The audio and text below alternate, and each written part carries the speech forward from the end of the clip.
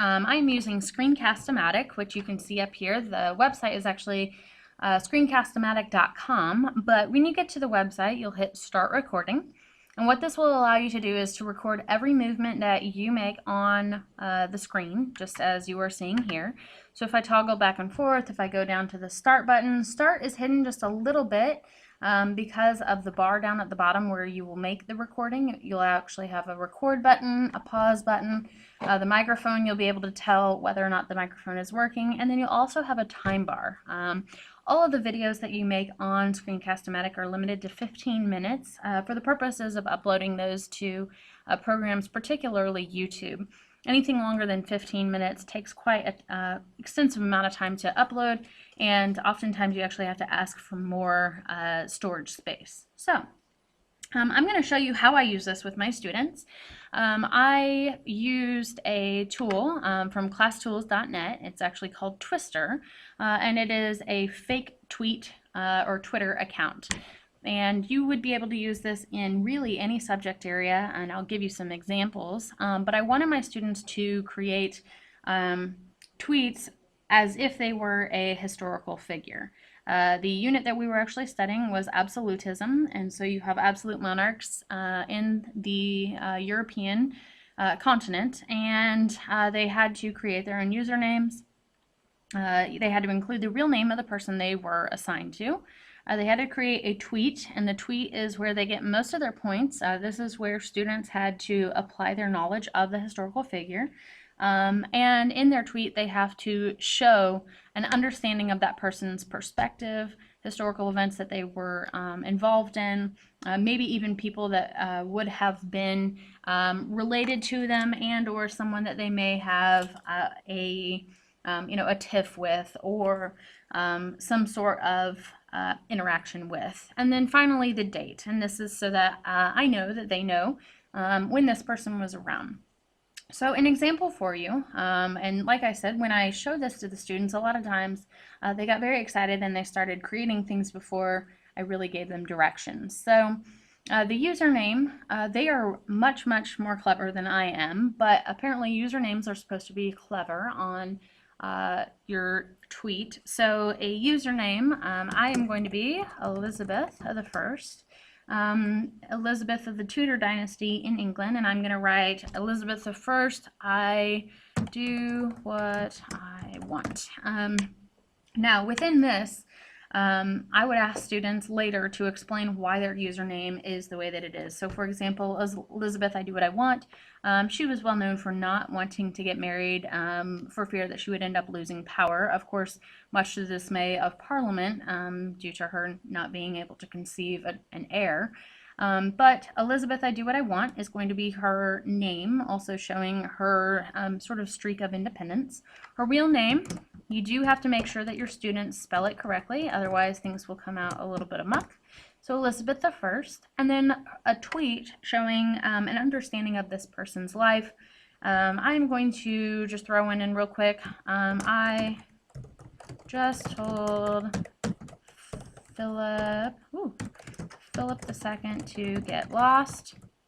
And then I encourage students to put in hashtags to add other people's handles to their tweet as well. And this is all something that your students will be familiar with by using the actual Twitter accounts. So I just told Philip II to get lost. Of course, Philip II was of Spain, and he is going to originally be married to Elizabeth's half-sister, Mary of England, and they are going to try to produce a Catholic heir that will rule over both England and Spain. Unfortunately for Philip, Mary dies before giving birth to an heir, and so he pursues marriage of Elizabeth. Now Elizabeth, though, as I mentioned, did not want to get married, and I won't get too nerdy on you, but she's also Protestant. And so by being Protestant, the last thing she's going to want to do is marry a Catholic, and therefore produce a Catholic heir that would rule over both England and Spain. So I just told Philip II to get lost, and then a few of the hashtags I might write are single forever, let's see, Sorry, not sorry was one that my students suggested. Another one, Protestant power was one. And so all of those things would suggest an understanding of the relationship between Philip and Elizabeth. And then another one is going to be send yo ships. And again, not how I would talk, but these are some of the ones that my students suggested. And the idea there, send yo ships, is Elizabeth kind of almost asking for him to send the Spanish Armada in pursuit of taking over England and returning it to Catholicism. And then the date, we would say 15, and it doesn't have to be an exact date, but a roundabout. So you'll throw in the date there, and you do not necessarily have to include a date. So if it's a literary figure, you don't need to do that, but you'll hit submit. And when you hit submit, it automatically comes up with a photo for you. And so what I actually have my students do is save it as a PDF.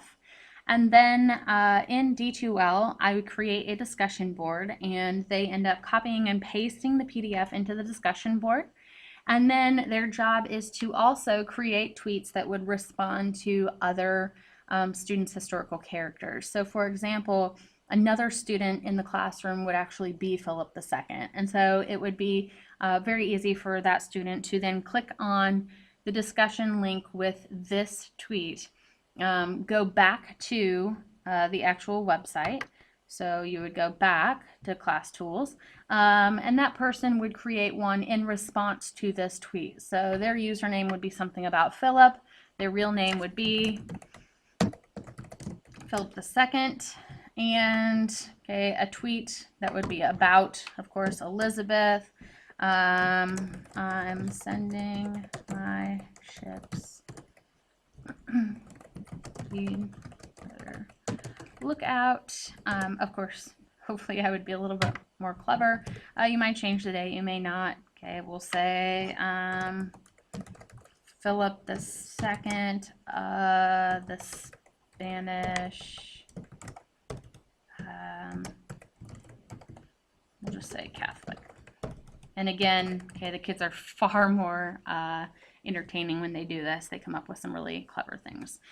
So you would hit submit then, and you end up with Philip II. And just to give you an idea, okay, they would again save as a PDF.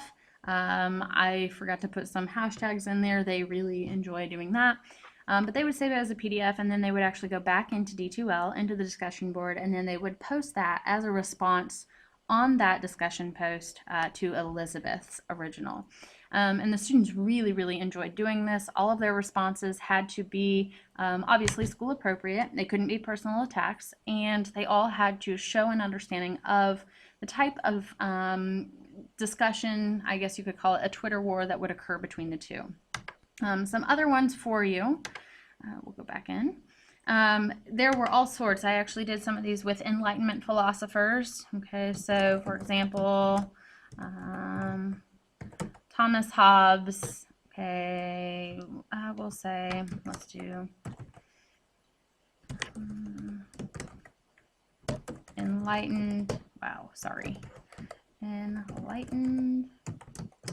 Hobbes, and then we would type in Thomas Hobbes and some sort of tweet, and then a date, and you would hit submit, okay, and you end up with Thomas Hobbes and all his great beardom there. So just to give you an idea though of some other people, you can test this before you assign students to people, but good examples, maybe literary characters. Huck Finn was one, and of course you end up with Huck Finn there. Another one might be Edgar Allan Poe. Oh, well, not Poe, sorry. Let's get that right. West, come on.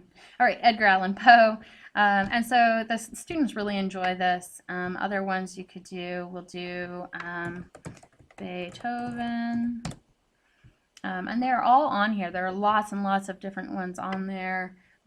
Let's do, just for kicks, Salvador Dali. So they're pretty fantastic. It's a great site. The kids really enjoy it. It doesn't take them very long because they're used to this type of format. And the discussion posts end up being not only really entertaining, but also my students mentioned that they have a better understanding of how historical figures would have responded to one another had there been some sort of internet or Twitter back in that time period. So at that point, I would show students how to save as a PDF. I would close this. And then when I go back to the screen recorder, I would actually hit pause down at the bottom. It will allow you to then save it. You can save it as a file, or you can upload it to YouTube, which is what I prefer to do. I upload it to my YouTube channel, and then I post the link into D2L so students can look at it. Hopefully this gives you a good idea of both of these programs. If you have any questions, let me know, and I would be happy to work with you and your students.